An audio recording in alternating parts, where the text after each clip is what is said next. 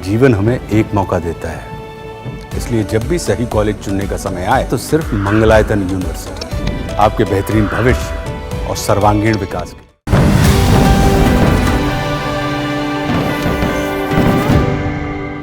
हाल ही में पाकिस्तान के सेना प्रमुख ने अमेरिका में बैठकर एक ऐसा बयान दिया जिससे अमेरिका की राजनीति में भूचाल आया हुआ है।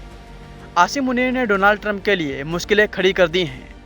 मुनीर ने अपने बयान में भारत का नाम लेकर कहा कि अगर पाकिस्तान के अस्तित्व की बात आई तो वो आधी दुनिया को ले डूबेगा। इतना ही नहीं, मुनीर ने भारत पर 10 मिसाइलें दागने की बात भी कही थी। हैरानी की बात यह है कि अमेरिका ने ये सब होने दिया, उसकी जमीन से आधी दुनिया को खत्म करने की बात कही गई।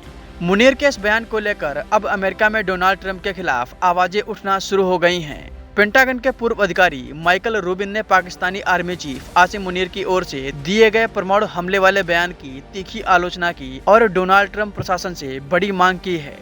माइकल रूबिन ने क्या कहा वो आपको बताएं, उससे पहले आपको बता दें कि फेक न्यूज के जमाने में सतर्क रहिए और सही और सटीक खबरों को देखने के लिए आप अपने फोन में दैनिक जागरण ऐप को इंस्टॉल कीजिए। यहाँ आपको सही और सटीक खबरें मिलेंगी। इसके साथ ही आप दैनिक जागरण के इस पेज को भी लाइक और सब्सक्राइब करें। चलिए वापस अपने टॉपिक पर आते हैं। पेंटागन के पूर्व अधिकारी माइकल रूबिन ने कहा कि जिस तरह मुनीर अमेरिका की धरती से धमकी भरी टिप्पणियां दे रहा है वो एक दुष्ट देश की तरह व्यवहार है। पेंटागन के पूर्व अधिकारी ने एएनआई से बात करते हुए बताया कि पाकिस्तान का व्यवहार पूरी तरह से अस्वीकार्य है और उन्होंने मुनीर के बयानबाजी की तुलना ISIS और ओसामा बिन लादेन द्वारा पहले दिए गए बयानों से की। रूबिन ने तत्काल कूटनीतिक एक्शन की मांग करते हुए कहा कि पाकिस्तान का एक प्रमुख गैर नाटो सहयोगी का दर्जा छीनना चाहिए और उसे आतंकवाद का प्रायोजक देश घोषित करना चाहिए।